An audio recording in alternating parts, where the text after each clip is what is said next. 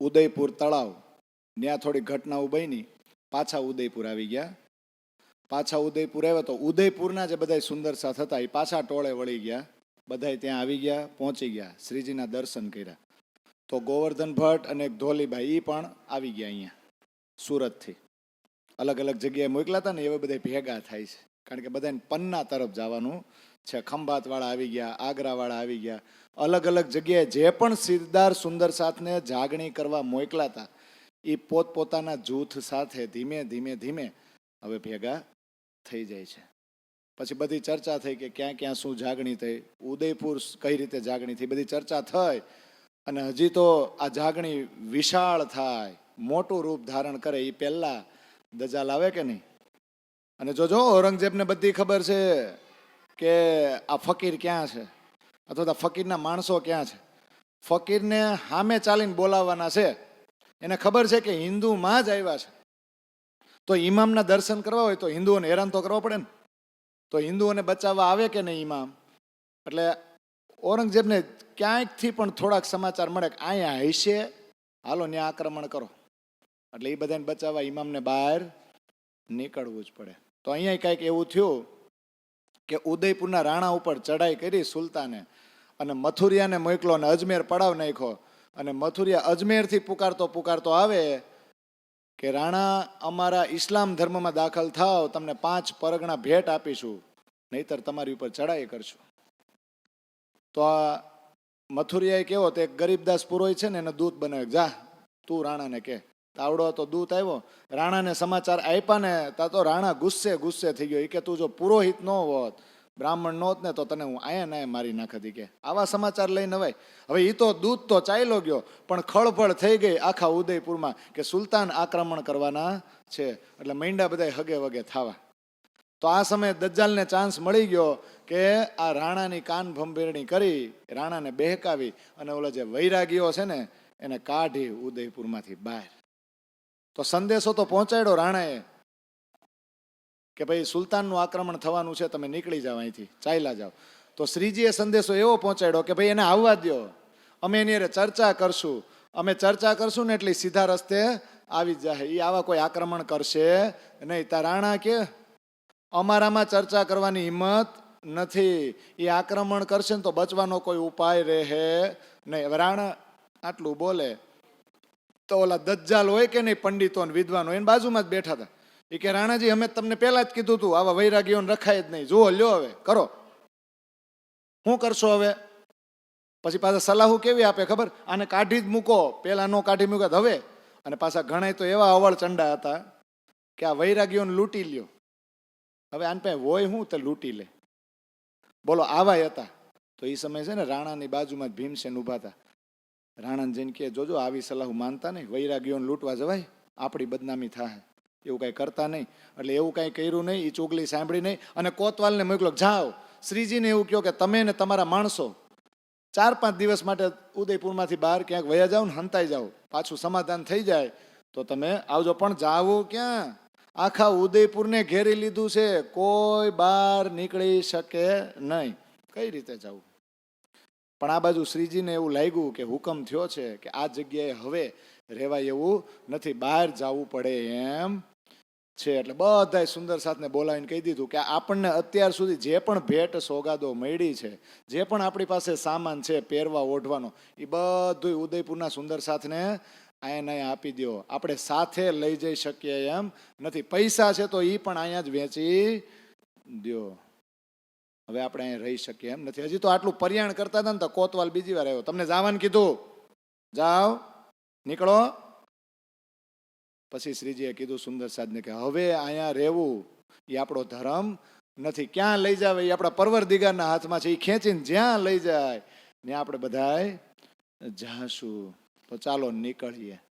હવે આ તૈયારી કરી, ત્યાં એક મહાસિંહ આવ્યા, એને તો આ વૈરાગીઓ પ્રત્યે બહુ આદર હતો, એટલે પગથી લઈને માથા સુધીનો શિંગાર કરાવ્યો, જેને શું કહેવાય શિરોપાવ. શ્રીજીને શિરોપાવ પહેરાવ્યો અને કીધું કે તમે બધા સાવધાન રહેજો, હરખી રીતે નીકળજો. તો શ્રીજીએ એમ કીધું કે અમે તો સાવધાન રહેવું, પણ તમે અહીંયા કઈ શાંતિથી નહીં રહેવું, તમને એટલું દુઃખ પડશે કે તમારો પ્રદેશ વિરાન થઈ જાય. આટલું નક્કી કર્યું.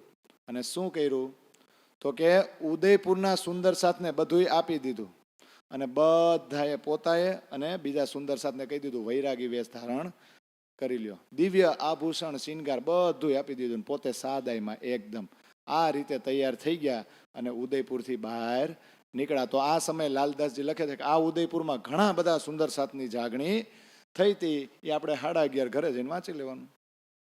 કેટલાય નામ છે, વાંચી લેવું ને. વિતક એમ તો વંચાય ન વંચાય, એટલે વાંચી લીધો. બસ આ તૈયારી થઈ ત્યાં સુલતાને ચઢાઈ કરી, મૈંડા બધા આમ તેમ ભાગવા. ઉદયપુરના જે સુંદર સાથ છે એ બધા પહાડોમાં જઈને હંતાઈ ગયા. પણ શ્રીજી આર્ય જે સુંદર સાથ નીકળ્યા છે એ ધીમે ધીમે બહાર નીકળ્યા અને એક રામપુર આવે ને એ જગ્યાએ પહોંચી ગયા. પણ એ સમયે લાલદાસજી કહે છે કે જે ફકીરનો અવર્ણનીય વેશ લીધો છે ને મારા શ્રીજીએ, એ રૂપનું વર્ણન, એ વેશનું વર્ણન મારાથી થાય નહીં. આ બ્રહ્માંડમાં એ જે વેશ છે ને એ સૌથી ઉપર છે. કરોડો વાર હું એની ઉપર વારી વારી જાઉં.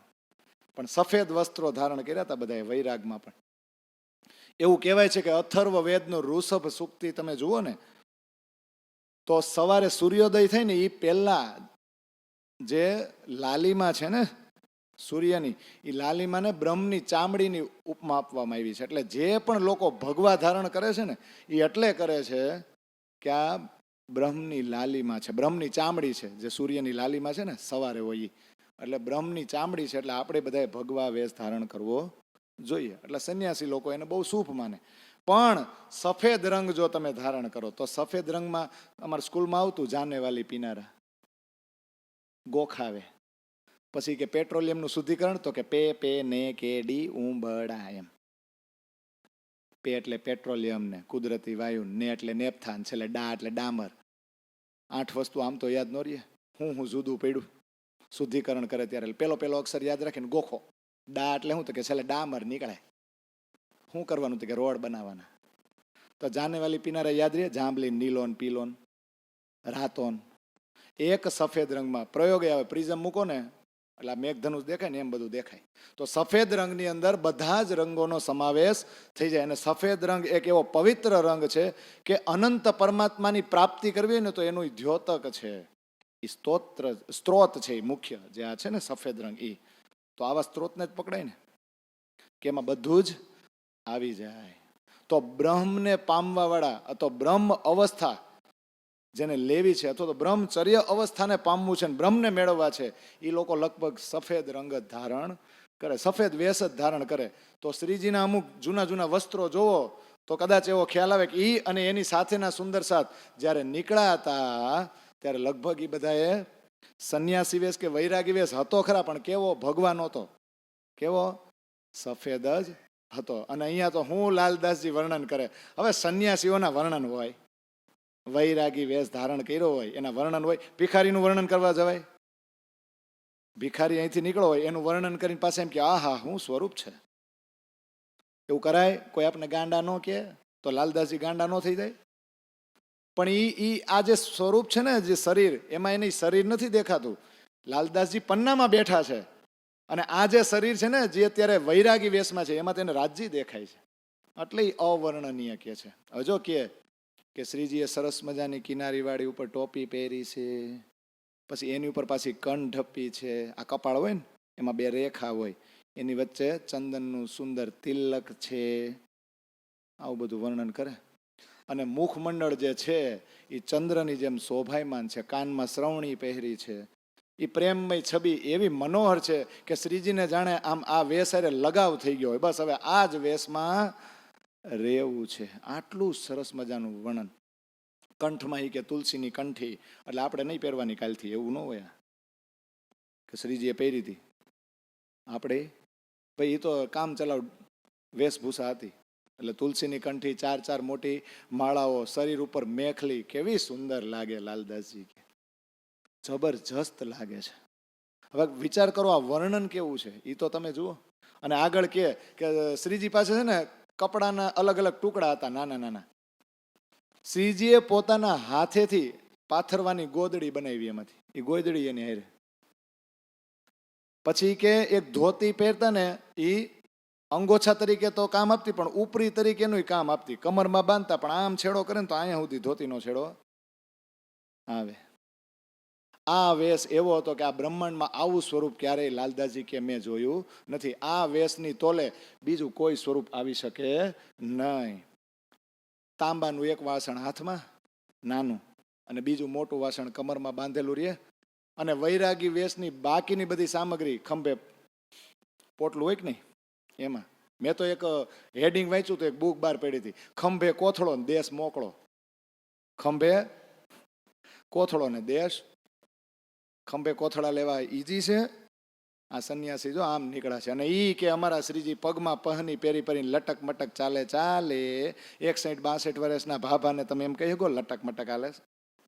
દાંત કાઢે ગામ.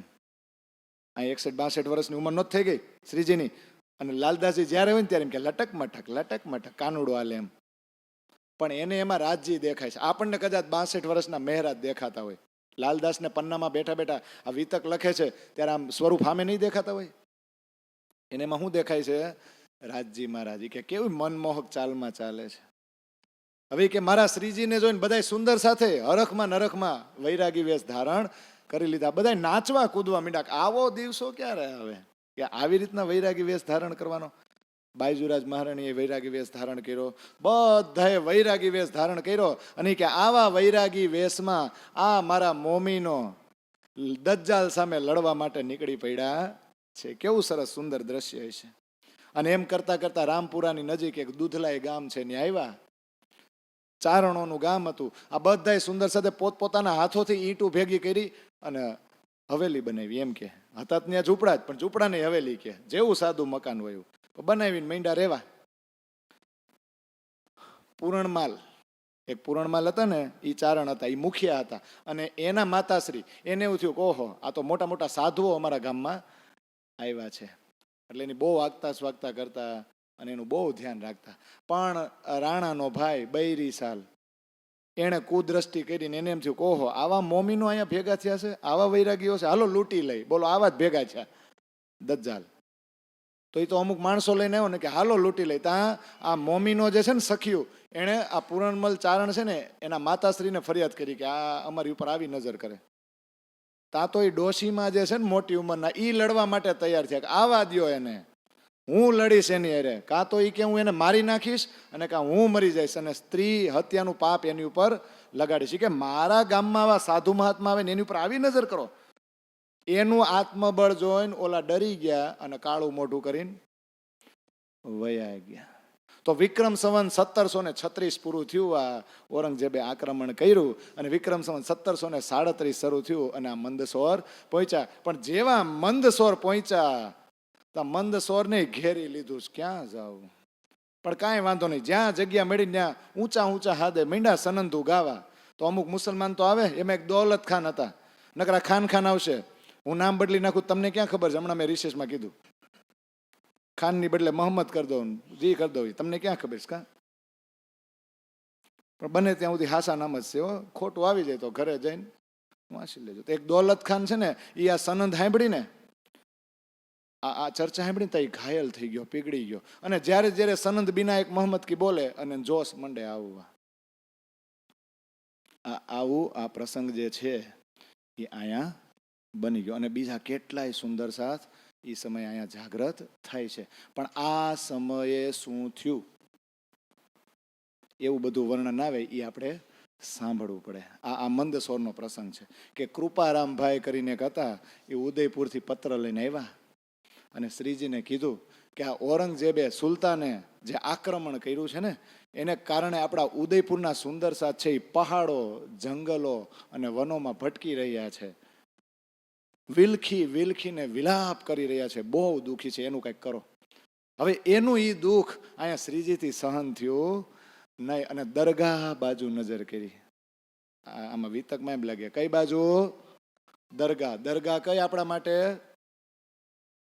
હવે આ ખુદ જો રાજજી મહારાજ હોય, આ જે વ્યક્તિ મંદસોરમાં આવ્યા છે શ્રીજી, એ ખુદ રાજજી મહારાજ હોય તો દરગાહ બાજુ નજર કરીને કોઈને વિનંતી કરે?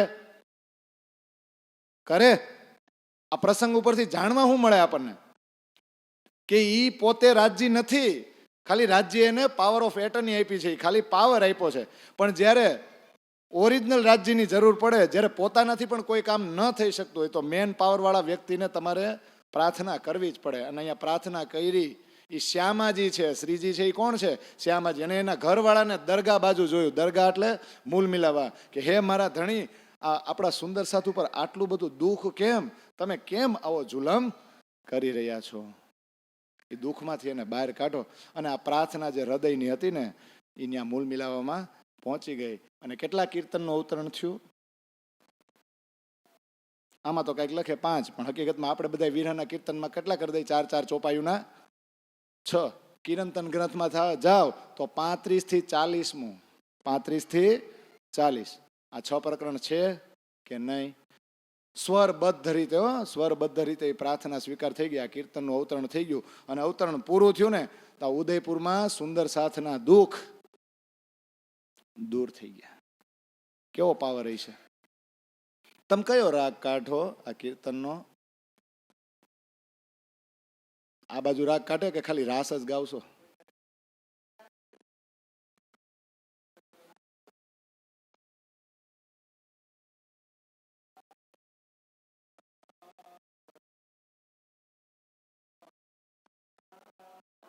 ગાઓ, 2 લીટી ગાઓ.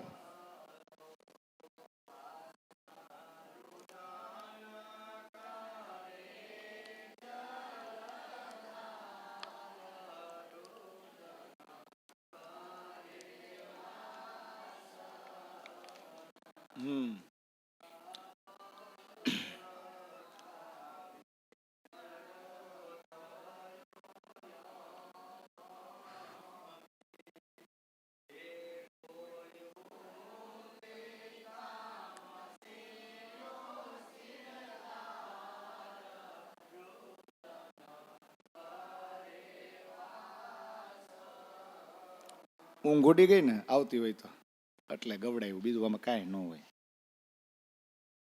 પણ જુઓ, આવલી તામસી સખ્યુને અભરખા નો થઈ ગયા કે હજી દુઃખ જોવાના બાકી છે. હવે હવે રોવે તામસી કે બસ હવે બહુ થયું. જો આ ઈ પ્રસંગ છે કે હવે તામસી સખીઓ કહી દીધું બસ બસ બસ બસ બસ. હવે આપણે જોઈ લીધું. બહુ લાંબી હોસ્પિટલમાં દાખલ થયા હતા ને, હવે ડિસ્ચાર્જ થાય છે. આટલા દી સુધી હોસ્પિટલમાં દાખલ રહ્યા કે હવે ડિસ્ચાર્જ કરો, હવે કંઈક સારું કરો. તો હવે તામસી સખીઓ જો એનું રુદન કરે છે. એટલે આ રાગે છે ને, આ રાગમાં ગાવ ને એટલે વીરનો ભાવ પ્રગટ થાય. પણ અમને તો કહો કે છે ને રાસમાં ગાય ને એમ રાગ શીખવાડ્યો તો તમે એમાં હેંકું રમો ને. આમાં રમાડતો શબ્દ નથી આવતો, રમાડતો રમાડો, રમો રમો એવું છે. હે વાલો વ્રહ રસ ભીનો રંગ વ્રહ માર માડતો, હે વાસના રુદન કરે જલધાર વાલો, હે વાલો વ્રહ રસ ભીનો રંગ વ્રહ માર માડતો. રમી લેવાય ને કે આપ ઓળખાવી અડગો થયો યમથી, હે જે કોઈ હુતી તામસીયો સિરદાર વાલો, હે વાલો વ્રહ રસ ભીનો રંગ વ્રહ માર માડતો. વિરહના રસના રંગમાં ભીંજાય ભીંજાય પલાળી પલાળીને રમાડે. તો રમો. તામસ્યો સિરદાર કોણ? આ ઈ જ તામસ્યો છે જેને વ્રજમાંય પાવર કર્યો હતો, રાસમાંય પાવર કર્યો હતો. કે તમારે આવવું પડે એમ થોડા અમને દુઃખ થાય. રોવો હવે રોવો. રુદન કરે જલધાર. આંસુડા છે ને આંખમાં રહેતા નથી. આપ ઓળખાવી અળગો થયા. પેલા અમારી જાતને ઓળખાવી દીધી, હવે તમે અળગા થઈ ગયા. આ તામસ્યો સિરદાર છે ને. વાસના રુદન કરે જલધાર. આગળ શું આવે? હે કળ કડી કામ નિવદન વિલ ખાવિયા, હે વિશ્વમાં વરતીયો હાહાકાર વાલો, હે વાલો વ્રહ રસ ભીનો રંગ વ્રહ માર માડતો. આવે કે નહીં? ઉન્માદ અટપટા અંગથી ચાલીને એવું આવે. કે ઉન્માદ અટપટાયંગથી ટાળીને, એમ ને, હે માનું નિસ હુએ મનાવ્યો હાર વાલો, હે વાલો વ્રહ રસ ભીનો રંગ વ્રહ માર માણસો. આવે ને પછી આગળ ઘણી ચોપાઈ છે, પણ રાગમાં ગાવા જાય ને એટલે તાલ ન બેહે. એ તો રાસ હોય ને ત્યારે જ ગવાય ને. પણ એમાં જો ચોથી ચોપાઈ કેવી સરસ બોલે, શ્યારે કરમ હેવા કરોયા હતા કામની, ધામ માહે ધણી આગળ આદર. હવે કાઢો મોહ જલ થકી બુડતી કરગ્રહી, કહે મહામતી મારા ભરતા. એમાં આ રાગ બેહો, બેહે કે નહીં? બેહાડો.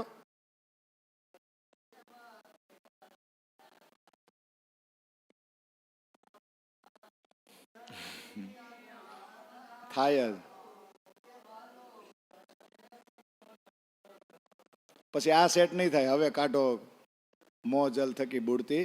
તો એ શું કે ખબર, કે આ શ્યારે કર્મ એવા કર્યા હતા કામની, હે કામન્યું, આપણે એવા તે વળી કયા કર્મો કર્યા હતા કે ધામધણી વગર હવે કોઈની આશા નથી. ઈ બચાવે તો જ બચી, આપણી અંદર તો કોઈ પાવર રહ્યો જ નહીં. તો હવે કાઢો આ મોહ જલમાં આટલા બધા ડૂબી ગયા છે, હાથ પકડીને ખેંચીને કાઢો. હવે અમારે અહીંયા રહેવું નથી. અમારે પેલા ફેરામાં અભરખા હતા ને અહીંયા પૂરા થઈ ગયા. કહે મહામતી મારા ભરતાર, તમે જ અમારા ભરતાર છો, તમે આમાંથી કાઢો. તો આવી ચાર ચાર ચોપાયું છે જ ને. એમાં છેલ્લે શું આવે, કહે મહામતી હું ગાવ મોહરે થઈ, પણ વિમુખ વિધો વીતી સહુ માહે નરના. ધામ માહે ધણી અમે ઊંચું કેમ જોઈશું, પહોંચશે પૌવાડા પર આતમ મોજાર. અને આની પેલાની ચોપાઈ છે ને, એ તો લાનત છે આપણી ઉપર. આપણે આપણા જીવને કહી, ઓળખી તમને અમે જુદ્ધ કીધા તમશું. એ કે તમને ઓળખા પછી તમારી અરે જ યુદ્ધ કર્યું, ગામ હારે નહીં. બાધવું હોય તો પાવર હોય માયાર બાંધો ને. આ તો કોને બાંધી ખબર, ત્યાં જ કર્યું છે. તું જ આવો છો તો સંસારને કયો ને સાલાવો, તું આવો છો, માયા તું આવી છો, મારો ધણીત બહુ સારો છે. પણ આમાં શું, ઓળખી તમને અમે જુદ્ધ કીધા તમશું. તમને ઓળખા પછી પાછું તમારી એરે જ યુદ્ધ કર્યું. કયું કે તમે બોલાવો ને અમ નથી આવતા, માયા બાજુ જાય. મન ચિત્ત બુદ્ધ મોહ ગ્રહી અહંકાર. અમારા મનમાં, અમારા ચિત્તમાં, અમારા બુદ્ધમાં મોહ અને અહંકાર એટલો ઘૂસી ગયો છે ને કે શું કરવું. એટલે આ વાતો ક્યાં થાય, એકાંતમાં થાય નહીં. આપણે ઘરે કોશિશ કરતા નથી. એ વિમુખ વાતો મોટે મેળે વંચાશે, મિલશે જૂથ જ્યાં 12,000. કે આ 12,000 ને અહીંયા મોકલી છે ને, જ્યાં જ્યાં ભેગ્યું થાય ને ત્યાં બળાપા કાઢે, ભલે કાઢતા. બીજું આ બધા પ્રકરણનું અવતરણ અહીંયા થયું છે. દુઃખ દૂર થઈ ગયા. પણ આ બાજુ મંદસોરમાં એક ઇબ્રાહિમ આવ્યા, પાછા ઊંઘ આવશે ને, બગા આવે, જો આવા નામ આવે ને એટલે ઇબ્રાહિમ આવ્યા દર્શન કરવા. તો એને તો શ્રીજીની વાણી બહુ ગમી કે કુરાનના સારા ખુલાસા કરે છે. અને આ ઇબ્રાહિમને છે ને થોડીક થોડીક કુરાનની આયતોની જાણકારી હતી. તો શ્રીજીને એમ થયું, હારું આને અર્થ કરતા જ આવડે છે. એટલે લાલદાસને અને એને બેયને ભેગા બેહાડીને એમ કીધું, જરાક આ આયત એની પાસે ઉતરાવો તો આયત ઉતરાવી ને તો એમાં આપણી જ વાતો હતી. એટલે શ્રીજી તો ખુશ ખુશ થઈ ગયા. પછી લાલદાસને કીધું, આ ઇબ્રાહિમને છે ને આપણી પાસે રાખી લેવાય, ભલે એને કાંઈક લાલચ આપી, લોભ આપી, જીવ હોય એને થોડીક વાર જો આપણે રાખી લઈને થોડાક દી, તો આપણે ઘણી બધી આયતોના અર્થ કરવા છે ને થઈ જાય. એ તો રાખી લીધા. બીજા દિવસે ઇબ્રાહિમ આવી ગયા. પણ એક દિવસ રાતે ઈ બંગલો જ કહેવાય, ત્યાં બાજુમાં ચબૂતરા ઉપર બેઠા બેઠા લાલદાસ ને ઇબ્રાહિમ બે આયતો ઉતારે, અર્થ લખે અને શ્રીજી વાંચે. તો એક આયત લખતા લખતા ઇબ્રાહિમ કે, આ હારું કુરાનમાં આવું કોને લખ્યું છે, આ ખોટું લાગે છે, સુધારી લઉં. તો શ્રીજી કે નહીં સુધારતા, આપણને હજી ખબર નથી એનો અર્થ શું થાય, એવું ને એવું રહેવા દો. આગળ અર્થ ખબર પડશે ને તો એ બરાબર જ હશે. પણ ધીમે ધીમે ધીમે ધીમે આયતો ઉતારતા જ ગયા, અર્થ કરતા જ ગયા. તો આપણી જ વાતો મળતી ગઈ ને તો શ્રીજી ખુશ થઈ ગયા. બધાને પત્રો લખ્યા કે કુરાન વિશે હવે જેટલી પણ માહિતી જોતી હતી, જે ઘટતી હતી, એ બધી મળી ગઈ છે. આ તો ધણીજીની કૃપા થઈ કે બધી જ સાક્ષીઓ એકઠી થઈ ગઈ છે. એટલે કે આ ઇબ્રાહિમ તો ભારે કામ આવ્યો. પછી ધીમે ધીમે હવારના બેઠા હતા, હાંજ પડી, સિપારા ઉતારતા હતા. પછી રાત પડે, લાલદાસજી તો અહીંયા જ રહે, ઇબ્રાહિમ ઘરે ગયો. સવારે આવ્યો પાછો, ધીમે ધીમે પાછું શરૂ કર્યું. 16મો, 17મો, 18મો, 19મો એમ કરીને 30મા સિપારા સુધી. એ બધું પૂરું થયું. વળી પાછો પહેલો લીધો. અલફ લામ મીમથી માંડીને એમ કરતાં કરતાં માંડ્યો અર્થ કરવા તા ઇબ્રાહિમની અંદર દજ્જાલ આવ્યો. એ કે આ તો હારું ઊંચું જ્ઞાન છે, આ તફસીર ને આ બધા અર્થવાળું જે આ કિતાબ છે ને એ આને અપાય. એટલે કિતાબ લઈ લીધી અને હું કીધું આ હું મારી ઘરે લઈ જવા માંગુ છું, તમને નહીં આપું. એની અંદર દજાલ આવી ગયો, ઉપદ્રવ મીંડો મચાવવા અને શરીયતનો ડર મીંડો દેખાડવા. કાંઈ બોલ્યા છો ને તો ઔરંગઝેબને કહી દઈશ. હવે લાલદાસને ખબર પડી કે આનું મન બદલી ગયું છે, આની દ્રષ્ટિ ફરી ગઈ છે, હારો ઉપદ્રવ મચાવવા માગે છે. એટલે શ્રીજીને કીધું તો શ્રીજીએ કડક શબ્દોમાં સમજાવવાનું કીધું તો મીંડો કેવા કાંઈ બોલતા નહીં, નકર મુસલમાનોને ભેગા કરીશ બધાને અને આ તોફાન મચાવી દઈશ. તો સુંદર સાથ તો દુખી થઈ ગયા કે હારું આપણને તો એમ હતું કે હારો જાગી ગયો છે, પણ આને તો આત્માની ઓળખાણ જ નહીં. હારો પુસ્તક લઈને વયો ગયો આટલી મહેનત પછી. તો એક પઠાણ જે જાગી ગયા હતા ને એ શ્રીજી પાસે આવ્યો. તો અહીંયા બધા દુખી બેઠા છે, નામ તો કઈક કે મોહબ્બત ખાન. પણ એ પઠાણ આવ્યો ને દુખી ચહેરા જોયો ને એટલે એમ કીધું હાદી શું થયું, કેમ આમ દુખી છું? તો એ કે ઇબ્રાહિમે આવું કર્યું. તા તો પઠાણને એવો ગુસ્સો આવ્યો કે એની હિંમત કેમ થઈ? અરે એણે તો મને વિશ્વાસ અપાયો હતો કે તમે હાદી છો, અને અત્યારે ઈ ફરી ગયો. પછી ચામડાથી ઘેરાયેલો દંડો લઈને ગયો ઇબ્રાહિમની ઘરે આ પઠાણ, અને બહારથી રાયડું નાખી, ઇબ્રાહિમ બહાર આવ્યો. તાની ઘરવાળી આવી. એ કે એ તો નિકાહ પટવા ગયા છે. નિકાહ પટવા એટલે જેમ આપણા પંડિતો શું જાય, આપણા બ્રાહ્મણો શું કરવા જાય? તમને ખબર છે આજના બ્રાહ્મણોના શિડ્યુલ? આપણે લગ્ન પાસે એક જ સિઝનમાં કરીને અખાત્રીજમાં જ કરવાયું બધાને. મુહૂર્ત એક હોય, બ્રાહ્મણના શિડ્યુલ ફિક્સ હોય, 4 જગ્યાએ લગ્ન કરવા જાય. મંત્ર કઈ જગ્યાએ હરખા બોલતા છે. અને હવે કોઈ નક્ષત્ર ન નડે, કોઈ ઓલો ચોઘડિયું ન નડે. સવાર હાંજ જ્યારે ગોઠવું આવી જાય 2 કલાક. હું આવું ને ત્યાં સુધી આટલું તૈયાર કરી રાખજો. આ થાય ને આમાં એવું હોય. આ લગ્ન કરાવવા ગયો તો ન્યા ગયા કોણ? પઠાણ. અને ન્યા રાડ પાડી, એ ઇબ્રાહિમ ક્યાં છો? અહીંયા આવ્યું. તા તો ઓલો ડરતો આવ્યો, હું તો તમારો ગુલામ છો, કેમ મારી ઉપર આટલો ગુસ્સો કરો છો? એટલે પઠાણે કીધું કેમ ભાઈ, આદિ ઉપર વિશ્વાસ કેમ ડગી ગયો? એને દુઃખ કેમ આપ્યું? તું જ કહેતો હતો ને એ ઇમામ મહેંદી છે, હું એનો દાસ છું, કેમ ફરી ગયો? રસૂલના સોગંદ આજ તને જીવતો નહીં મૂકું. તા તો પગમાં પડી ગયો, મારી ભૂલ થઈ ગઈ, મને માફ કરો. તે કે મારી હું માફી માંગશો? હાલ આદિ પાસે હાલ, એની માફી માંગ. ન્યા લઈ ગયા, શ્રીજીના ચરણોમાં પડી ગયો, મને માફ કરો. કોઈ માફી આપે નહીં. ઓલા નૂર મોહમ્મદ હતા ને, એને શું કીધું ખબર? મને તો એવું થાય છે કે ચાકુ લઉં અને તારા પેટમાં નાખું ને તને માર નાખું, પણ આ મારા હાદી બેઠા છે ને આ શ્રીજી, એનો હુકમ નથી, બાકી તને અહીંથી જીવતો જવા દઉં. તે હજી કામ જ એવા કર્યા. પછી બધાય સુંદર સાથની માફી માંગી ને પછી શ્રીજીએ છેલ્લે એને માફ કર્યા. પણ ઔરંગઝેબ કઈ મૂકે? એનું લશ્કર અહીંયા આક્રમણ કરે કે ન કરે? મંદસોરમાં આક્રમણ, અને એવું આક્રમણ થયું કે કોઈ એક જગ્યાએ ટોળું ભેગું ન રહી શકે. તો શ્રીજી જુદા, સુંદર સાથે જુદા, બધા જુદી જગ્યાએ હંતાઈ જાય. પણ દિવસમાં 1 વાર તો બધા મળવા આવે. અને કઈ રીતે આવે? તો અલગ જગ્યાએથી ભીખ માગે, રોટલીના ટુકડા. અને રોટલીના ટુકડા લઈને આવે અને શ્રીજીને હરખથી એમ કે આજે મારો ટુકડો ખાવ, ઓલો કે મારો ટુકડો ખાવ. અને શ્રીજી બહુ પ્રેમથી ટુકડા આરોગે, અને એકાદો ટુકડો એને મીઠો લાગે તો આમ બતાવે કે આ રોટલાનો ટુકડો કોણ લાવ્યું છે? તો ઓલા આંગળી ઊંચી કરે, આપણો. એ ટુકડો કોનો? આપણો. એટલે તો એને હરખ થાય કે લે આ શ્રીજી આપણો ટુકડો છે, એના વખાણ કર્યા. હવે એક તો ભીખમાં માગેલું હોય, અને આપણે તો અહીંયા રસોઈ બનાવી તો વખાણ નથી કરી શકતા. એમ કે સારું આ ડીશમાં આ એક આઈટમ આવી હતી, હા ભાઈ બધું સારું છે બાપા.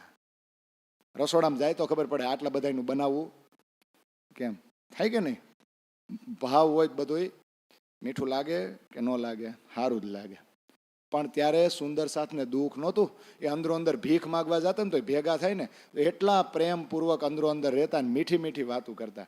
અને શ્રીજી હોતન કે તમને બધાને તો હું કેટલી શાબાશી આપું. એ કે કુટુંબ કબીલાને પરિવાર છોડીને અહીંયા આવી ગયા છો ને આવી રીતે રહ્યો છો. તમે તો શરમનું માથું ભાંગી નાખ્યું. દજ્જાલ સામે તો તમે જ લડી શકો.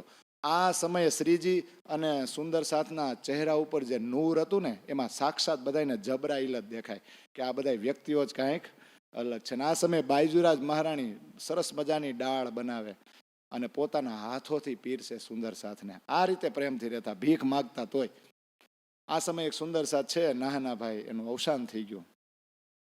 અને પછી શ્રીજીએ મુકુંદાસને કીધું કે તમે છે ને ઔરંગાબાદ જાઓ અને ન્યાનાજી રાજા છે ભાવસિંહ હાડા, એની આત્માને જાગૃત કરો, એની હારે ચર્ચા કરો. જો એની આત્મા થોડીક અંકુરિત હોય અને જાગૃત થાય અને મને તેડાવે તો હું ત્યાં આવીશ. તો મુકુંદાસ તો ગયા, પણ અહીંયા આ રીતે મંદ સોરમાં 8 મહિના થઈ ગયા. ગણતા જાવશો ને ટોટલ મારું ને તો 1740 આવે, ધીમે ધીમે, એમને થોડું આવે. પછી હવે મંદસોરથી નીકળવું છે, પણ ભાવસિંહ હાડા બોલાવશે તો ખરા ને. તો આ રીતે અહીંથી નીકળ્યા. પણ હવે પ્રસંગ કહે છે કે ઉજ્જૈનમાં ઉત્સવ, ઉજ્જૈનમાં ઉત્સવ. તો ઉજ્જૈન વચ્ચે ક્યાં થયું? જવાનું છે તો ઔરંગાબાદ, પણ આવું બધું થાય.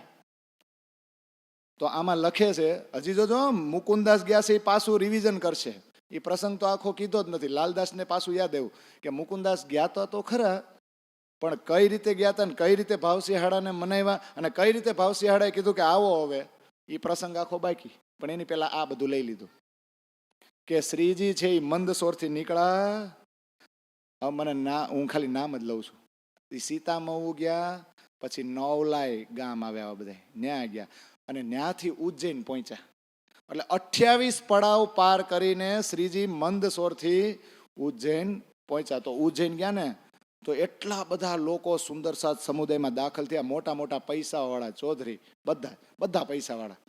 અને ઉત્સવ માંડ્યા થવા. 22 દિવસ શ્રીજી અહીંયા રોકાણો ને બધા ચૌધરીઓ હતા ને ઉજ્જૈનની અંદર, એ બધાએ પોતપોતાના ઘરે શ્રીજીની પધરામણી કરી, ચર્ચા, કીર્તન ને ઉત્સવ 22 દિવસ સુધી.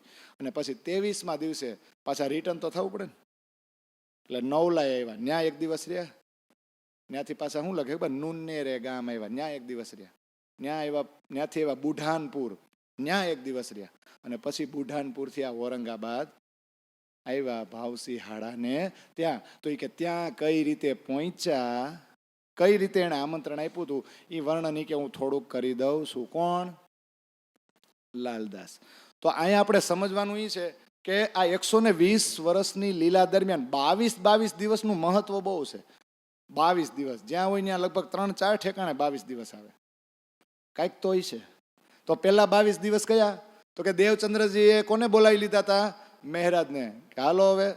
તો એ 22 દિવસ બે ગુરુ શિષ્ય હારે રહ્યા હતા કે નહીં. બીજા 22 દિવસ કયા?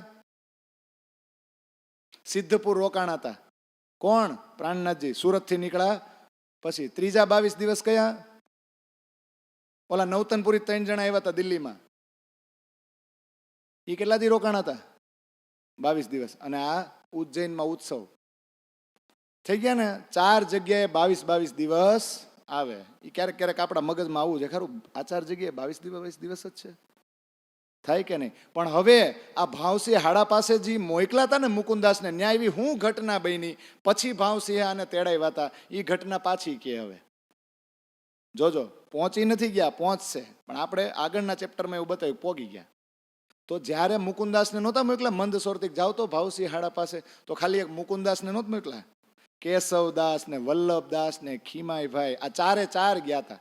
પણ એમાં 3 જણા દુકાને જ બેઠા હતા અને 1 જણો કોણ? મુકુંદાસ નિર્ગુણ અને વૈરાગી વેશ ધારણ કરીને 2 મહિના સુધી એણે ભાવસિંહ હાડાને મળવાની કોશિશ કરી, પણ એ મળ્યા નહીં. પછી 4 જણા નિરાશ થઈ ગયા હતા, હાલો પાછા જાય. તો ઓલા 3 તો પાછા વહી ગયા, પણ મુકુંદાસને એમ થયું કે શ્રીજીએ મને આજ્ઞા આપી છે, હું પાછો કઈ રીતે જઈ શકું? આ રીતે હિંમત હરાય નહીં. ગમે એમ કરવું, કે ભલે પૈસા ન હોય, ભીખ માંગી, 2 રૂપિયા ભેગા કર્યા, રેશમી ઠેલી લીધી અને એની અંદર ભાગવત અને વેદાંતના પ્રશ્નો નાખ્યા. પણ એને એમ હોય ને, પેલા ઓલી કેટલીને મળું, કેટલીમાં ખબર પડે ને, રાજાની નજીકનો માણસ હોય, મહંત કોક હોય, એને મળવી. તો મહંત રામદાસ હતો, એને એમ કે પેલા આને કહો એટલે રાજા એ મુલાકાત કરાવશે. પણ વાંધો જ હતો, નીચેના માણસો દજ્જાલ હોય, એટલે એની પાસે ગયા તો ખરા, પણ મુકુંદાસનું જ્ઞાન જોઈને એને એમ થયું કે આ તો મારી નોકરી લઈ લે અને રાજા આને રાખી લે. તો એટલે મારી એમ કે નાલે કે પાર પહોંચા દિયા, ખાડીની પેલે પાર પહોંચાડી દીધો. પાછા ધમકી હું આપી, પાછા આવ્યા ને ઔરંગાબાદ તો પાછા મારીશ, અને જો પાછા આવીને અમારા રાજા ભાવસિંહ હાડાના વિચારો બદલવાની કોશિશ કરી તો પાછા મારીશ. નીકળો. બહુ માર્યા ને તોય મુકુંદાસ ગયા નહીં. એને ખબર પડી કે આરો દજ્જાલ છે, આને મળવાથી રાજાની મુલાકાત થશે નહીં, પણ રાજાની મુલાકાત કરવી છે. પછી મુકુંદાસને ખબર પડી કે એક દેવીનું મંદિર છે ને, ત્યાં ભાવસિંહ પૂજા કરવા આવે, દર્શન કરવા આવે, ત્યાં તો મળું. પછી મંદિરમાં એક જગ્યા બહાર છુપે સંતાઈ ગયા. ભાવસિંહ આવ્યા ને તો ઠેલી દઈ દીધી. ઠેલી લઈને ભાવસિંહ અંદર ગયા તો પ્રશ્નો બધું વાંચ્યું તો એને તો આનંદ આવ્યો. પછી આ ઠેલી જેણે આપી તેને અંદર બોલાવ્યા. પણ હાયરે ઓલા મહંત રામદાસ એ હોય જ ને, ન હોય? એ તો હતો જ દજ્જાલ ભેગો. પણ હવે શું કરે, રાજા હતા ને. પછી બધું શ્રીજી વિશે પૂછ્યું, આ પ્રશ્નો વિશે પૂછ્યું. એને તો આ પ્રશ્નો બધી વિગત છે એ બહુ સાચી લાગી. તો ઓલો રામદાસ શું કે, એ કે આની યાર છે ને ચર્ચા નહીં કરતા. એ કે આને શાસ્ત્રોની કાંઈ ખબર નથી, કે આ તો લોકો કૃષ્ણના બબેન ત્રણ સ્વરૂપ બતાવી, કે આવું કોઈ શાસ્ત્રમાં લખ્યું નથી, એટલે આના મોઢાઈ ન જોવે ને એની યાર ચર્ચા કરાય નહીં. આવું મીંડો બોલવા. તો રાજા કે કેમ એવું બોલો છો, મને તો આના પ્રશ્નોની બધું યોગ્ય લાગે છે, સાચી વાત લાગે છે. પછી રાજાને ખબર પડી કે આરો આવડો જ દજ્જાલ છે, મારો માણસ છે ને એ જ આને નડતો લાગે છે. પછી એને જ હું ઓર્ડર આપ્યો, હાલો આની સેવા કરજો, આને લઈ જાઓ પહેલાં તો મારા મહેલની બાજુમાં જ એક મકાન આપો અને રહેવા માટે હું હમણાં આવું છું. તા રામદાસ કે મકાન આપવાની શું જરૂર છે, હું મારી ઘરે લઈ જાઉં, મારે એની સેવા કરવી છે. તો મુકુંદાસે છે ને એની પીઠ બતાવી કે આણે પહેલેથી જ મારી બહુ સારી સેવા કરી છે, એટલે આની વધારાની સેવાની મારે જરૂર. એટલે એ બતાવ્યું ને, એટલે રાજા બહુ ગુસ્સે થયા કે મારા દેશમાં જે આવે એને તું આવું કરશો, દેશમાંથી કાઢી મૂકો, નીકળ તું હાલ. તો પછી મુકુંદાસને લઈ ગયા, પ્રેમથી આગતા સ્વાગતા કરી. પછી પોતાના ઔરંગાબાદના જેટલા પણ વિદ્વાન પંડિતો હતા ને એને બોલાવ્યા. હું કીધું, આ મુકુંદાસ અરે ચર્ચા કરો. ચર્ચા કરી પણ એકઈને કાંઈ આવડે નહીં. પણ વાદ વિવાદ થતો હતો, એટલે છેલ્લે મુકુંદાસે એમ કીધું કે હાલો એક રસ્તો છે, પંડિતો પૂછે, પંડિતો જે પ્રશ્નો તૈયાર કરે એના જવાબ હું આપું, અને હું પ્રશ્નો તૈયાર કરું એના જવાબ એ આપે. જે હારે એને બૂટનો હાર પહેરાવાનો, એમ ખાહડાનો, એમ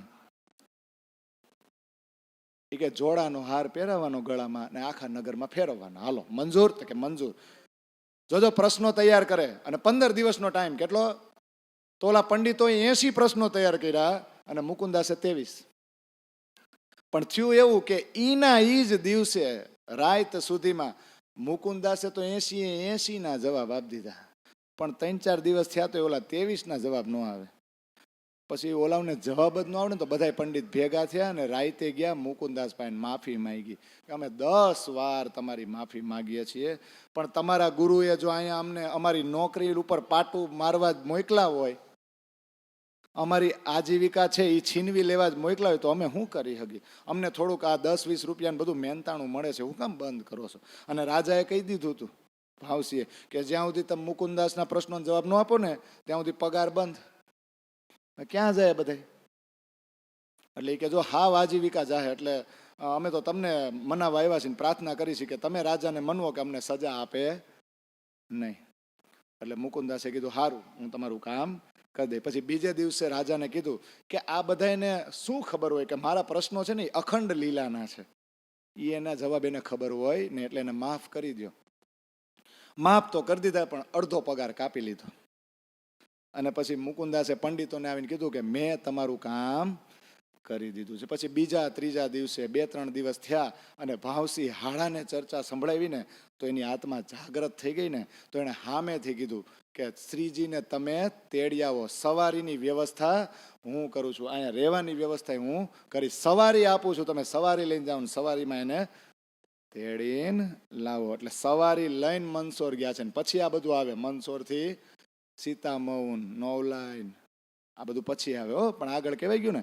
તો આ સવારી લઈને ગયા હતા ને સવારીમાં જ શ્રીજીને તેડીને આ ઔરંગાબાદ પહોંચે છે. ઔરંગાબાદ તો આવી ગયા. હવે રાજા પેલા એના મહેલમાં લઈ જાય છે, આગતા સ્વાગતા કરે. શ્રીજીના ખાલી એને દર્શન કર્યા ને તો એની આત્મા ધન્ય ધન્ય થઈ ગઈ. અને પછી તો નરસૈયાના 1-2 કીર્તન ઉપર ચર્ચા થઈ ને તો રાજા માંડ્યો નાચવા. આને આત્મા કહેવાય.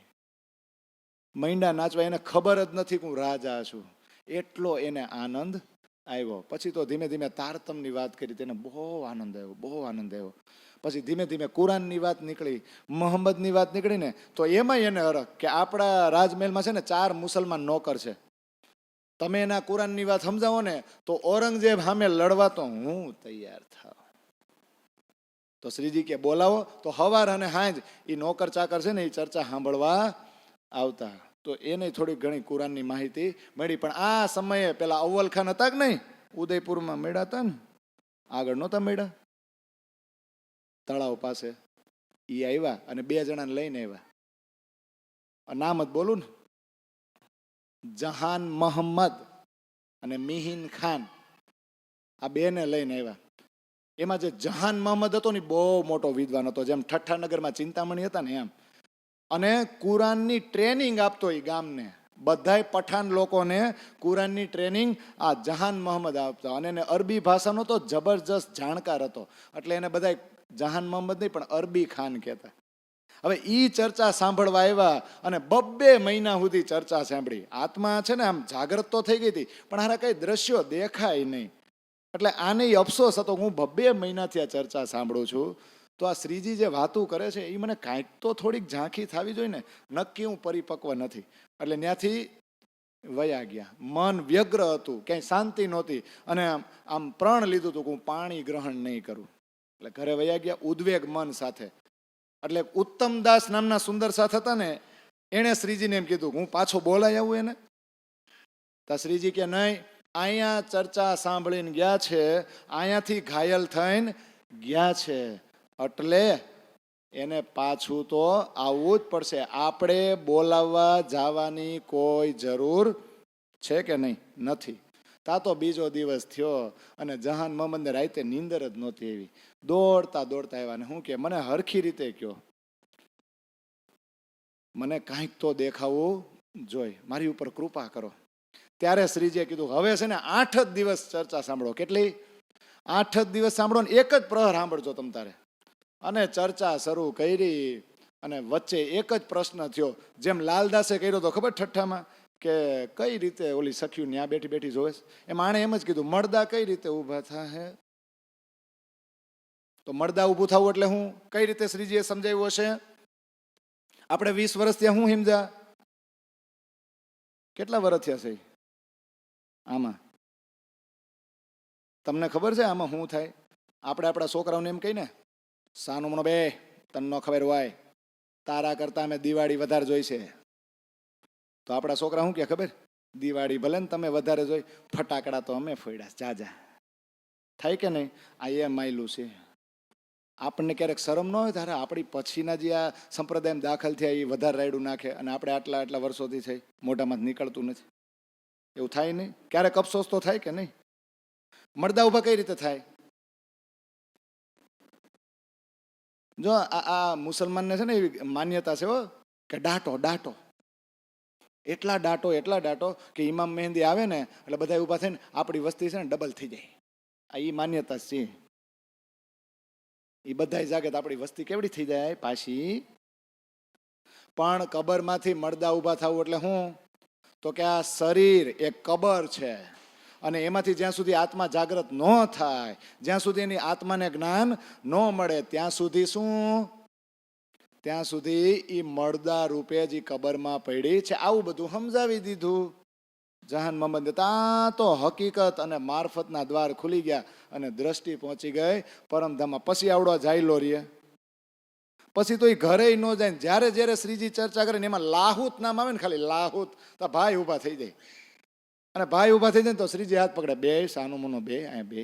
જેમ આપણે કેમ રાસ ગાતા હતા ને એકા દોડી આમ ઓલા 2 ટાંટી આમ કરીને બેઠો હોય ને આમ ઉપડક પગે આમ ઊભો થઈ જાય. 1-2 કીર્તન આમ કરે.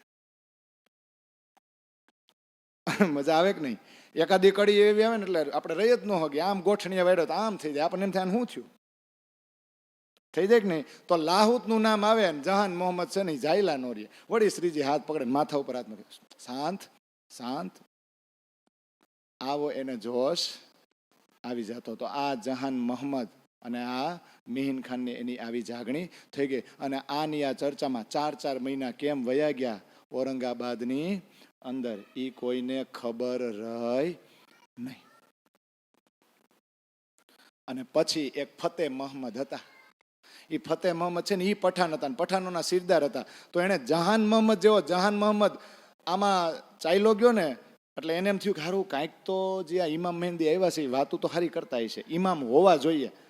એટલે જહાન મહમ્મદને કીધું કે આ જે સંન્યાસી આવ્યા છે એની ઓળખાણ મને કરાવો. અને જહાન મહમ્મદ, જો તમે એમ કહેતા હોય કે આ સંન્યાસી સાક્ષાત ઇમામ મહેંદી છે તો મારી પાસે છે ને 40 હદીસા છે, એને કયો આનો અર્થ કરી દે. જો એનો અર્થ કરી દે તો હું વિશ્વાસ કરું કે ઇમામ મહેંદી છે, આખરી જમાનાના ખાવંદ ધણી ઈ છે. તો એ હદીસા લઈને જહાન મહમ્મદ તો શ્રીજી પાસે આવ્યા. તો શ્રીજીએ એવી શક્તિ આપી, એવો તારતમ આપ્યો, એવા આશીર્વાદ આપ્યા કે એને શું કીધું કે તારતમ રૂપી ચાવીથી આના અર્થ તો જહાન મહમ્મદ તમે કરી દેહો. ખાલી એટલું કીધું તો આ ભાઈને તી જોતું હતું, પાછું હકીકતને મારફતના દ્વાર ખુલી ગયા, દ્રષ્ટિ ક્યાં પહોંચે. એને તો એવો જોશ આવ્યો કે હદીસા લઈને આવ્યો દોડતો દોડતા પાછા ફતેહ મહમ્મદ પાસે. ને ફતેહ મહમ્મદને એવું કીધું આ 40 જવાબ તો હું આપીશ, પણ પેલા હું જે એક સવાલ પૂછું એ મારી જે જિજ્ઞાસા છે ને એને તમે શાંત કરો. એક જ સવાલ હો, બરાબર કે વિશ્વાસ કરીને જવાબ આપજો દ્રઢતા સાથે, કુરાનની સાક્ષી પ્રમાણે. એ કે કુરાનમાં એવું લખેલું છે કે મોહમ્મદ સાહેબે મ્યારાજની રાત્રિમાં ખુદાનો ચહેરો જોયો છે, હસતો ચહેરો. તો આ જે પ્રસંગ બન્યો છે એના વિશે તમારું શું કેવું છે? સાક્ષી સાથે જ જવાબ આપજો, મારી જિજ્ઞાસાને શાંત કરજો, જેવા તેવા ઉદાહરણ નહીં આપતા. બોલો આ જે પ્રસંગ છે એમાં તમને વિશ્વાસ છે કે નહીં? તો ફતેહ મહમ્મદ કે વિશ્વાસ તો છે ને, ખુદા તો છે જ, પણ આપણે પ્રસંગ જાહેર ન કરાય કારણ કે શરીયતનું શાસન છે. ત્યારે જહાન મહમ્મદે કીધું કે હવે તમારા જેવાનું કાંઈ ન હાલે. હદીસાની જે આ વાતો છે ને, આ તમે જે 40 હદીસા આપી ને એનો અર્થ ઈ જ થાય, એની વાતો સાચી સાબિત થઈ. હવે તમારા જેવા શરીયતનું પાલન કરવા વાળાનું કાંઈ હાલે નહીં. તા ફતેહ મહમ્મદ કે જ્યાં સુધી આપણો સુલતાન સ્વીકાર ન કરે આ વાતને ત્યાં સુધી આપણે કઈ રીતે કરી શકીએ, એ આપણને મારી નાખે. ત્યારે જહાન મહમ્મદે કીધું કે તમને સુલતાન ઉપર વિશ્વાસ છે, ખુદા ઉપર નથી. થાય કે નહીં? પછી બેયને ત્યાં મોટો વાદ વિવાદ થઈ ગયો. તો ત્યાંથી જહાન મહમ્મદ આવતા રહ્યા અને શ્રીજીને મળ્યા. તો શ્રીજીએ કીધું હું કામ એની યાર ધૈડ કરો છો? એ બધા દજ્જાલ છે, દજ્જાલ આરે બહુ ધૈડ કરાય. અને આ દજ્જાલે કેવા બધા ભેગા થઈ ગયા. એ કે હારો જહાન મહમ્મદ એ બાજુ વહી ગયું તો કાલે આપણો મુસ્લિમ સમાજ વયો જાય, એટલે કામ કર્યા ને મારી નાખી. પણ એ કે એની મારી નાખીને પેલા એ ઓલા જે સંન્યાસી છે ને એને બહાર કાઢી. તો બધા પઠાનો છે ને રાતે એવા ભેગા થઈને, અને એક બાજુ કુરાન, એક બાજુ હદીસા, કેટલાય શાસ્ત્રો અને ધર્મગ્રંથોનું વાંચન થઈ રહ્યું હતું. શાંતિથી વાંચી રહ્યા હતા. આ બધા ભેગા થઈને આવીને કે એ ભગત, અરે ભગત, આ બધું શું ચાલી રહ્યું છે? બંધ કરો. આ હિન્દુ વેશમાં હિન્દુ થઈને તમે જે મારા કુરાન ને હદીસા વાંચો છો ને એમને માન્ય નથી, કરો બંધ. તા શ્રીજી કે ભાઈ અમે હું કામ બંધ કરી? અમે તો મોહમ્મદ અને ખુદાનો જે સંબંધ છે એ જ વાંચી રહ્યા છે ને એ જ સાબિત કરી રહ્યા છે. આટલું કીધું ને તા જહાન મહમ્મદ ઉભા છે. એટલે તમે બધા ભેગા થઈને અહીંયા બાંધવા આવ્યા એમ ને? આ તમને બધાને કુરાનની ટ્રેનિંગ આપવા વાળો કોણ? હું જ છું. એટલે ઓલું થાય ને મેરી બિલ્લી મુચકો મ્યાઉ, કે હારો મેં શીખવાડ્યું અને પાછા બહુ જાણકાર થઈ ગયા છો, મને અમને સમજાવવા આવ્યા છો. આટલું થયું ને તા જહાન મહમ્મદ ને અવ્વલ ખાન ને મીન ખાન ને એવો જોશ આવ્યો. ઓલા બધા બી ગયા ને કે હારું અમે જાય છીએ. અને ત્યાંથી નીકળ્યા તો નિંદા તો કરવા લાગે કે નહીં. પણ આ સમયે થયું એવું કે ભાવસી હાડા એ રાજા તૈયાર થઈ ગયો હતો, પણ એનું અચાનક અવસાન થઈ ગયું, મોત થઈ ગઈ. એટલે ફતેહ મહમ્મદને મોકો મળી ગયો કે હવે સૈનિકો ગોઠવી દો અને ઓલા વૈરાગીઓને પકડી લઈ. આટલું નક્કી કર્યું, સૈનિકો મોકલી દીધા. પણ થાય કેવું ખબર ને? આખા ગામમાં ગોતે, પણ તમે એના જ ઘરની પાસે હોય તો ખબર છે? આખા ગામમાં ગોતે તો શ્રીજી ક્યાં હતા? આ ફતેહ મહમ્મદનો જે મહોલ્લો છે ને એ મહોલ્લાની બાજુના મકાનમાં જ એક મુલ્લા પાસે આયતું ઉતરવતા હતા. 3 દિવસ સુધી સૈનિકો ફર્યા, આખા ગામમાં ફરે, પણ ફતેહ મહમ્મદના ઘરની આજુબાજુ ફરે. બચી ગયા કે નહીં? પછી ધીમે ધીમે ધીમે ધીમે ભીમસેન ભવાની ભટ્ટને એને ખબર પડી કે ભડકલ દરવાજા પાસે છે ને ક્યાં છે ને ત્યાંથી સીધા તરત જ કાઢ્યા. પછી આ જહાન મહમ્મદની શ્રીજીને મળ્યા, તમે કઈ જગ્યાએ છો, ત્યાં રહેવાય નહીં, નીકળો બહાર કાઢ્યા અને 7 કોસ દૂર વયા ગયા બધા સુંદર સાથ. તે સવાર પડી અને બુઢાનપુર પહોંચ્યા.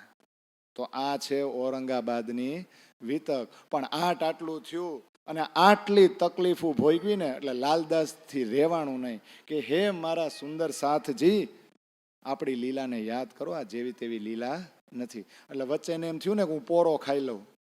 લાલદાસને થયું લખતા લખતા પોરો ખાઈ લઉં.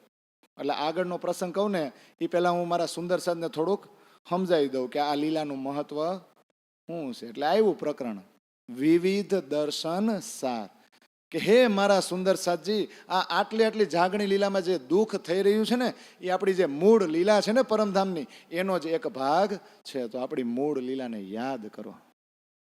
એટલે એક ચોપાઈ છે આપણી કે મૂળ લીલા નિજ ધામ કી જેહી, તીનો લીલા में प्रकटी तेही, तीनो લીલા तीनो બ્રહ્માંડ માહી, તામે જાગણી બડી કહાઈ.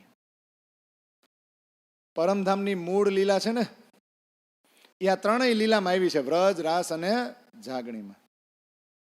તીનો લીલા તીનો બ્રહ્માંડમાં, વ્રજની લીલા એના બ્રહ્માંડમાં, રાસની લીલા એના, જાગણીની લીલા જાગણી બ્રહ્માંડ. પણ આ ત્રણેયની જો સરખામણી કરો તો અત્યારે જે જાગણી થઈ રહી છે એ સૌથી મોટી છે. કે હે મારા સુંદર સાજી, યાદ તો કરો, જેની અક્ષરની ખબર નહોતી, તો આમ આપણી સખીઓ આ લીલા કરી રહી છે અને તારતમ જ્ઞાનને લીધે એક જીવને પણ ખબર પડી ગઈ કે અક્ષરથી પરે આ અક્ષરથી ધામ છે. અને આ લડાઈ કરવા કોણ આવ્યું એ કે એ તમે યાદ તો કરો. મોહમ્મદ આવ્યા. પેલા કોણ આવ્યા? મોહમ્મદે કેટલાય ચમત્કાર દેખાયતા બરારબની અંદર, પણ કોઈ માયનું નહીં. એટલે કુરાન આવ્યું હતું, પણ ત્યારે સખીઓ આવી નહોતી. તો રસૂલે પાછો ચોથો પગ મૂક્યો, તોય કોઈ આત્મા જાગૃત થઈ નહીં. એ રસૂલ કોણ? દેવચંદ્રજી. વળી બીજો જામો પહેર્યો અને 5મો પગ મૂક્યો, અને ઈ જાગણી લીલા અત્યારે થઈ રહી છે. જો આ રિવિઝનમાં કે આ ઈ લીલા છે, આ કેટલી મહત્વની છે. દેવચંદ્રજી કે આટલો સમય રહ્યા, પ્રાણનાથજી આટલો સમય રહ્યા, અને આ લીલા થઈ રહી છે. કઈ રીતે આ બધા દજ્જાલ લડાઈ કરી રહ્યા છે, કઈ રીતે આત્મ જાગૃતિ થઈ રહી છે. અને કુરાનમાં લખેલું છે 10મી સદીમાં, ધીમે ધીમે 11મી સદીમાં તો બહુ વૃદ્ધિ થાય, અને છેલ્લે જેમ બાપની સંપત્તિના વારસદાર કોણ હોય? દીકરા. એમ આ બધી કુરાન ને શાસ્ત્રો એ બધાના વારસદાર કોણ છે?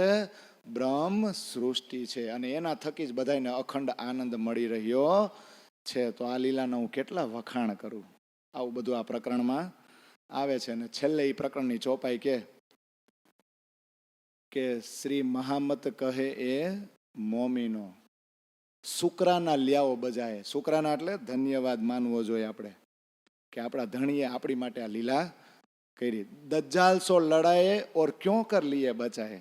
આ દીવ બંદરથી શરૂ થયું છે, ત્યારથી માંડીને પંડિતો, વિદ્વાનો, ચૌધરીઓ, બ્રાહ્મણો, કેટલી લડાઈ થઈ આ બધા સામે. આ બધા દજ્જાલ કે જુઓ તો ખરા, આપણા ધણીનો તમે જેટલો ઉપકાર માનો, આભાર માનો, એટલો ઓછો છે. તો શુક્રાને યાદ કરો કે દરેક જગ્યાએ દજ્જાલ આડો આવ્યો છે, બધી જ જગ્યાએ દજ્જાલ સામે આપણી જીત થઈ છે.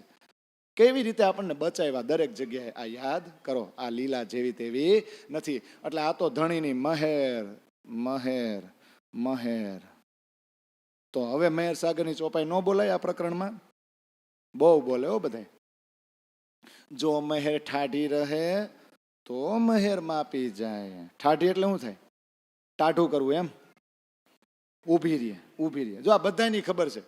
આપણી ભાષા કેવી સરસ છે વાણીની, કે જો મહેર ઊભી રહીએ તો માપું ને, ઊભી રહીએ તો મપાય ને. મહેર પલ મેં બઢે કોટ ગુની. એક ક્ષણમાં મારી રાજ્યની મહેર કરોડો ગણી વધી જાય છે. સો ક્યો મહેરે મહેર મપાય. તો મહેરને માપવી કેમ? અને પછી હું કે 7 સાગર બંધન કે 8મા સાગર बिना हिसाब.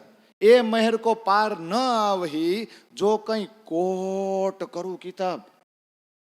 કે 7 સાગર તો વર્ણન કર્યા, પણ 8મો સાગર મહેર સાગર એ હિસાબ વગરનો છે. આ મહેરને તમે પાર પામી જ ન શકો. કરોડો પુસ્તક બનાવો ને તો આ મહેરના વખાણ થાય નહીં. એટલે એ જ મહેરને પાછું ગુજરાતી ભાષામાં આપણે વાંચવું હોય ને તો કલશ ગુજરાતીમાં છે. કેટલી ચોપાઈનું પ્રકરણ છે દયાનું. એ ક્યાં જોવાનું નહીં, દયાનું પ્રકરણ છે. પહેલી પહેલી ચોપાઈ શું કે ખબર?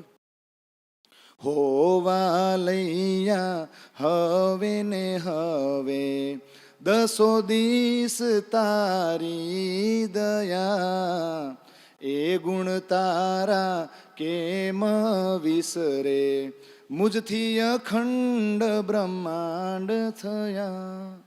કે હે મારા વાલાજી, હવે તો મને બધે તારી જ દયા દેખાય. 10 દિવસ એટલે કઈ રીતે 10 દિશા? ઉત્તર, દક્ષિણ, પૂર્વ, પશ્ચિમ, અગ્નિ, નૈઋત્ય, વાયવ્ય, ઈશાન, ઉપર અને નીચે. કેટલા થયા? 10 દિવસ તારી દયા. કેમ? તો કે તે મને તારા જેવી બનાવી દીધી અને મને એવી શક્તિ આપી કે મારાથી બ્રહ્માંડ અખંડ થાય. કેવી શક્તિ! અને આગળ શું ચોપાઈ આવે? હવે તો ગળી હું દયામાં હે, સાગર સ્વરૂપી ખીર જો. હવે તો ગળી હું દયામાં હે, સાગર સ્વરૂપી ખીર જો. દયા સાગર સકળ પૂરણ, દયા સાગર સકળ પૂરણ, એક ટીપું નહીં મહે નીરજો. રાગનો બેહી જાય? બેહી જ જાય, બેહાડી જ દેવાના. તો આ દયાનું પ્રકરણ, આ શુક્રાનામાં આપણને યાદ આવે. તો આ પ્રકરણ વચ્ચે મૂક્યું અને બુઢાનપુર પહોંચી ગયા છે. પણ જેવા બુઢાનપુર પહોંચ્યા ને લાલદાસને નૂર મોહમ્મદને કીધું, જાવ તો દિલ્હી પાછા ઓલા કાજીને મળવા, હજી એકવાર ટ્રાય કરી લઈ. આપણે ઓલા 12 જણા ગયા ત્યારે નહોતા મહિના, હવે તમે બી જાઓ. એના એ જ પ્રશ્નો લઈને પાછા ગયા. તો શેખ ઇસ્લામને મળ્યા ને તો એ કાજી તો ખુશ થયો, લે મોમીનો ક્યાં હતા અત્યાર સુધી, આવો આવો, બસ અમારે કાંઈ કામ નથી કે આગળનો જે સંદેશો આપવા આવ્યા હતા ને એવું જ કાંઈક કામ છે. તો બોલો ક્યારે ફ્રી થાહો? એ કે એક કામ કરો ને, 1-2 દી પછી આવજો ને, હું મારા મિત્રોને બોલાવી લઈને આપણે બધા ચર્ચા કરીશું. બીજે દી આવજો ને. પછી બીજે દી આવ્યા ને તા તો આ ભાઈ છે ને લશ્કર લઈને બેઠો હતો, એના કેટલાય મિત્રોને એને બોલાવી લીધા હતા. અને આ તો 2 જ જણા. પછી આ 2 જણાએ કુરાનને આધારિત એક પુસ્તક આપ્યું ને, તો ઓલા બધા એના મિત્રોએ પુસ્તક હાથમાં લઈને કે આ પુસ્તક છે ને ખામી વાળું છે, આમાં ખામી છે, લખવા વાળાની ભૂલ હોય ને એવું લાગે છે. અથવા તો એમ છે કે ઓછું ભણેલા લખેલું હોય ને, અભણ હોય, 2 ચોપડી જ ભણ્યો હોય, એને આ લખ્યું હોય ને એવું લાગે છે. તા તો લાલદાસ ગુસ્સે થઈ ગયા. હવે તમને શું કેવું? એ કે આ તમારી વાતું છે, આ સંકેત છે ને એ અંદર ખાને અંતરની દ્રષ્ટિથી વિચારો, તમે બહારની દ્રષ્ટિથી વિચારો. તો ઓલા બધાની અંદર દજ્જાલ પુસ્તક આંચકી લીધું લાલદાસના હાથમાંથી કે આની પાસે આ પુસ્તક નથી રહેવા દીધું. એ કે તમને બધાને કાંઈ ભાન નથી પડતી, દર વખતે એ ક્યાંય બાંધવા હિલાવો છો, તમારી વાતું લઈને આવો છો. આ બધાની અંદર દજ્જાલ પુસ્તક આંચકી લીધું, દે નહીં. લાલદાસને ખબર પડી ગઈ આ આવે છે ને મારી નાખશે આપણને, અહીંયા રહેવાય નહીં. તો હવે એ કે છૂટવું તો પડશે. એટલે પાછા લાલદાસને એવું કે કાંઈ વાંધો નહીં, તમે બધા તો અમારા કરતાં વિદ્વાન છો, અમે તો જે પહેલાં વાતું લઈને આવ્યા હતા ને દિલ્હીમાં એની વાતું છે, આમાં કાંઈ નવી નથી. ત્યાં તો ઓલો બધા શું કે ખબર, આ પુસ્તક લખવાવાળાને સ્વયં પોતાનું ભાન નથી, એને કાંઈ ઓળખાણ જ નથી સ્વયંની. ત્યાં લાલદાસજી ગુસ્સે થયા, તમારે આવું બોલવું હોય ને તો આજ પછી છે ને તમારી પાસે અમે કોઈ દી આવશું જ નહીં, કોઈ દી સંદેશો લઈને નહીં આવી. ત્યાંથી નીકળી ગયા. પછી અહીંયા એક સાથીભાઈ મુફતી મોહમ્મદ રહેમાન એવું કંઈક નામ છે, એની ઘરે ગયા. એને આ જ વાતું કરી કે રસૂલ આવી ગયા છે, ખુદા આવી ગયા છે, ઇમામ મહેંદી ઈસારુલ્લાહ આવી ગયા છે, શરત કરી હતી એ શરત પૂરી થઈ, કયામતના 7 નિશાન જાહેર થઈ ગયા છે, જાગો. પાછળથી કહેતા નહીં કે અમે તમને કહેવા નહોતા. આ ભાઈ કેવો, ક્યાં બતાવો તો એ પુસ્તક વાંચ્યું ને, એ કે આ તો બધું ભૂતકાળ છે, બની નથી ગયું. તો આગળ મેં તમને કીધું એમ આ કુરાનના જેટલા પ્રસંગો આ બધા વાંચે ને શરીયત વાળા, એને એમ જ થાય આ ભૂતકાળ છે. પણ એ જ ઘટનાઓ આ 2 કીધું કે ભાઈ આ ઘટના અત્યારે બની રહી છે. હજી તો આને સમજાવે છે ને શ્રીજી.